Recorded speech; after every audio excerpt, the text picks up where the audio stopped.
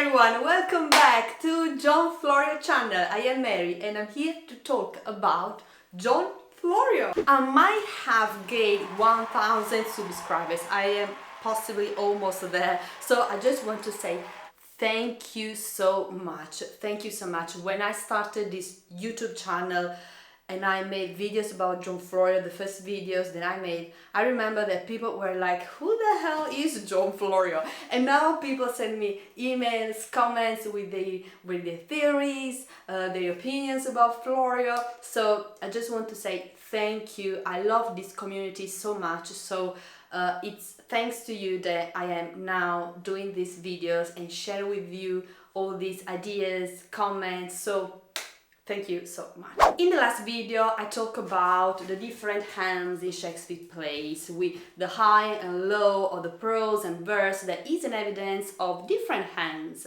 in the plays. Some of you wrote me, yeah, but in Hazlow Diary it's different, yeah, but so we say that in all Shakespeare plays we have the actor and the poet parts. No, some of you were confused. I just introduced the topic without going deep into the story. So I just want to underline some important points. Okay, so in the last video I said that there are some Shakespeare plays in which we have an alternation of prose and verse, high and low, which is the evidence that in the play there was a combination of different hands, okay? And specifically actors and the poet. Now, with this in mind, I didn't want to say that all Shakespeare's plays were written by the actors in collaboration with the poet. This is possibly a part of the great collaborative team that I call the Shakespeare machine, because it's a complex network of people. And I wanted to show you a part of this collaboration. But why it is important? Why it's important to underline the actor's role? Because the theatre company had a major role in shaping the plays. That's why we can see the actor's fingerprints in some dialogues. So let's make some example to show you what I am talking about. The alternation of high and low, prose and verse in Shakespeare's plays is not rare, it's not uncommon. Actually, it's very common. It's both in tragedies and comedies. From Julius Caesar to Romeo and Juliet, to the Two Gentlemen of Verona to Measure for Measure. And one really cannot fathom that a poet could write like that. So what are we talking about? There are cuts and patches, different parts of dialogues improvised by the actors, and sometimes these dialogues are puzzling. So, an example. In Measure for Measure, Act 2, Scene 1, in a long scene of the comic interlude that, as in other plays, is intertwined with the tragic, small patches of poetry surface in a sea of prose. Now, the interludes of Midsummer Night's Dream, Measure for Measure, as well as the majority of Shakespeare's plays, contain comic but base, vulgar dialogue. Of course, those are parts improvised by the actors. Another example, King Lear, Scene 1. In the first scene, we have Gloucester, Kent, and the Bastard. They do cynical and trivial jokes that have nothing to do with the development of the plot. This scene is created by the actors, not by the poet. Does this mean that all Shakespeare's plays were written by the actor in collaboration with the poet? No, I'm saying that the theatre company had a major role in shaping and editing the plays. Why? And we arrive at today's topic. At the time, there was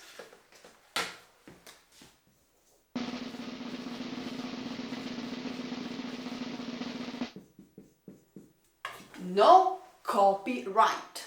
And now we arrive at today's main topic, that of copyright, ghostwriting. Why we have so many ghostwriters in Shakespeare era. Why they use pseudonyms, Martin Marprelate, just to make an example? Because in Shakespeare's time, the plays didn't belong to the dramatist, to the author who wrote them.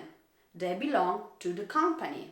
So we didn't have to imagine Shakespeare that, oh, let's write to Gentleman of Verona. He writes the acts, he writes the dialogues, and then he put his name, William Shakespeare, on the front cover of the play. No, this didn't happen.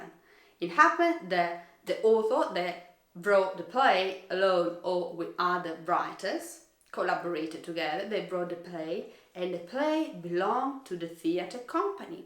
And the theatre company, the actors, did what they wanted with the play.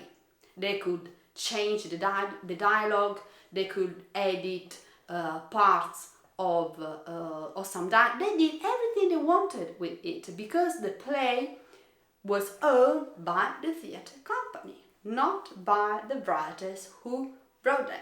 That's why, and we come back to the topic I was discussing before, we find so many dialogues improvised by the actors. That's why we find so much prose and verse. It was like half and half. Also, why writers didn't want to be associated with theatre. We know that many aristocrats as well, just to make an example, Thomas Sackville, he also wrote a play. Why so many aristocrats as well as people who work at court, so in the aristocratic environment, didn't want to be associated with theatre? And it's the reason why no copyright saved them in this case. Because theatre at the time was considered an immoral, vulgar place, filthy environment. Theatre was most of the time located at the borders of the city. Actors most of the time were burglars, beggars, sometimes people who were able to kill. They were people who had nothing to lose. And initially, especially before Shakespeare's time, plays weren't this ingenious piece of writing that we imagine today when we think about Shakespeare. Before Shakespeare, and also during Shakespeare's time, the plays were essentially very simple plots that were both improvised by the actors and readapted plays that had been already published and staged at theatre. We don't have to imagine the Hamlet monologue. We have to imagine a very simple dialogue, a simple plot that could be understood by the audience. So at the time, also in Shakespeare's time, 1591, Shakespeare had just arrived in London. In that period, London didn't have a great heritage of plays, of ingenious creative plays. Theatre was a business, so people wrote a lot of plays which were essentially very simple, direct, with simple, base, vulgar, comic dialogues that could attract as many audience as possible. This is also why Shakespeare was so revolutionary. So when Shakespeare arrives, he also changed the way characters are perceived. He gives shape, form, depth to the dialogues. He gives that deep humanity that we still love today about Shakespeare. That was his great revolution. And with no copyright, essentially dramatists, writers borrow ideas from each other. And of course, they were ghostwriters. It was very common for writers, aristocrats to create pseudonyms. I made a couple of videos ago an example with Robert de Vereux, who wrote behind the pseudonym A.B. Florio as well. He published other works anonymously during his career. So we don't have to imagine ghostwriting as something so special. Actually, it was quite common and very common in Shakespeare's time. As I said before, theatre was also seen and perceived as gross, as immoral. So of course, writers like John Florio or other writers didn't want to be associated with theatre, especially if they worked at court, so in an aristocratic environment. So if we think about a group of writers for the Shakespeare machine, pretty much everyone had the same excuse. They were all writers who had connection with the court, with aristocratic environments, and they didn't want to be associated with theatre. But Florio was different. When we think about the collaborative team, we can imagine not just Shakespeare, we can imagine Christopher Marlowe, we can imagine John Florio, but we can also imagine Francis Bacon. All these writers have the same excuse. We cannot be associated with theatre because theatre is immoral, is gross, filthy, and where else? But Florio had also another reason, and it was an important one.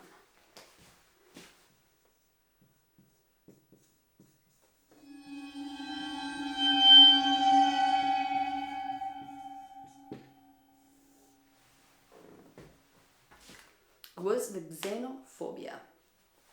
Italian language and literature had a great success at the time, in Shakespeare times, especially with the Tudor. With the Stuart, it just became less popular. But with Elizabeth I, Queen Elizabeth, Italian language and culture had a great appeal.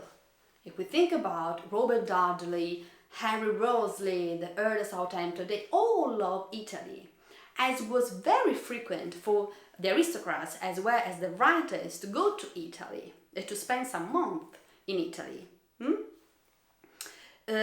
But the citizens were different. There was this great difference between the aristocracy, they loved everything about Italian language, Italian culture and Italian literature, and London citizens who hated what they called at the time strangers. This is how they were named, strangers. Any kind of stranger, French, Spanish, Italians, they hated them. In 1591, John Florio wrote it. He wrote that he received death threats. Why? Because he was defined an Englishman in Italian. So, half English, half Italian. In Second Fruits he writes, "They have a knife at command to cut my throat, because an Englishman in Italian is a devil incarnate." A devil incarnate. This is how they describe him. So it's not very nice. It's not a nice environment in which Florio could work. It's not just this. It's not just the death threats that he received. The problem, the essential problem that you have to think about, because you don't have to think about this situation with the 21st century lens, because today this will seems very normal and common. Someone who was born in London with an Italian father who became a translator, he also collaborated in theatre. Today everything will be normal. At the time, strangers, when they arrived in England, and for Florio to come back to England was to come back to his homeland because he was born there. But for the majority of people, he was a foreigner.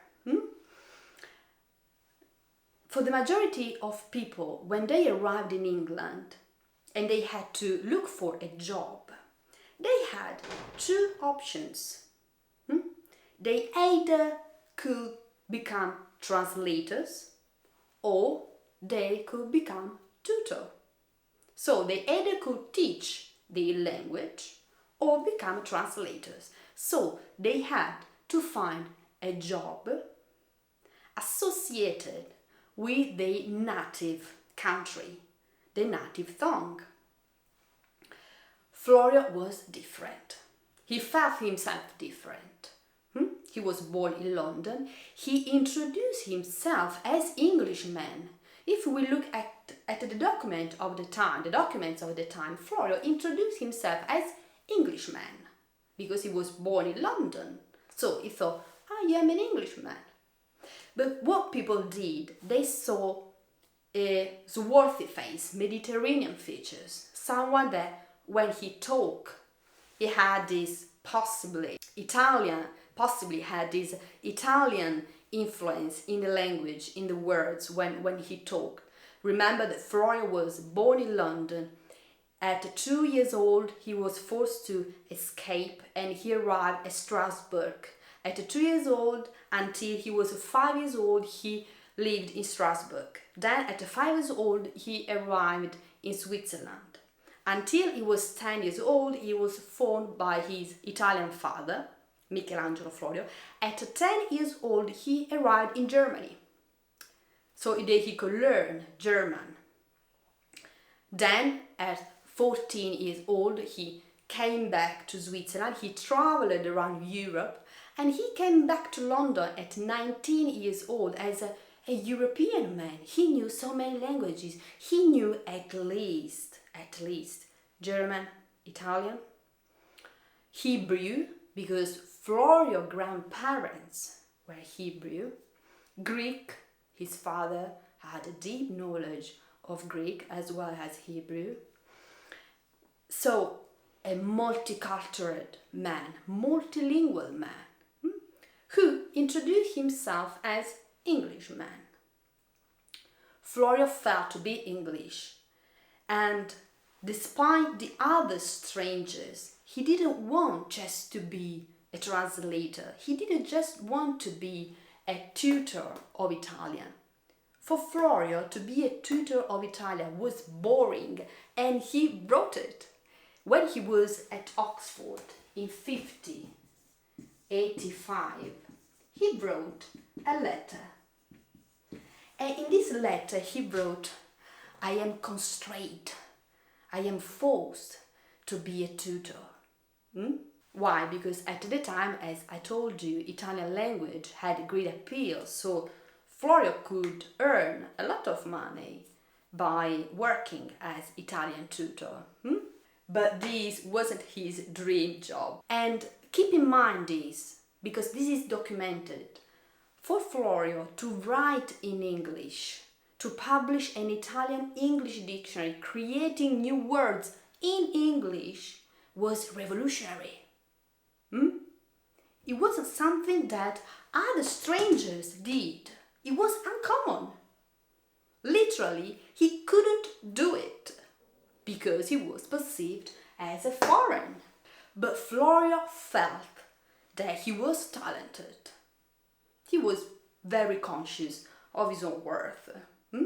He felt that he had a lot to give to his country. So when Florio comes back to London, he doesn't want to settle as just Italian tutor or Italian translator. He wants more. And we can already see this in 1578 when he was 25 years old, his first work, first fruits. We have dedication by Richard Tarto, the theatre company of Robert Dudley. It's a proof that Florio had connection with them because he felt himself better than other foreigners. He didn't want to settle as just Italian tutor. He wanted to give more to his country than just lessons of Italian language. But at some point, people around him, especially his enemies, said, wait, hey, you cannot do this. You are a stranger. Who do you think you are? Why you write in English? Why you collaborate with theatre? You cannot do this because you are a stranger. Strangers are not allowed to write poetry in English. They are not allowed to collaborate in theatre. Now, with the xenophobia all the time, just think about this just for a moment. Think about a play written by Florio in London. People would have burned the theatre down. Absolutely. Absolutely. So, at one point, when Florio in 1591 received death threats with a knife at command to cut my throat, because why they did this, why he received death threats? Because he was doing things not allowed to strangers. And at the time, John Florio became a partnership with the Earl of Southampton, Henry Wriothesley, as his tutor, as his personal secretary. Henry was his patron. It was in 1591 that John Florio decided from that moment to ghostwriting, to keep working, to keep collaborating, but anonymously. When people tell me why Florio had to write anonymously, he was so popular. It's the same reason why he published Decameron anonymously in 1620.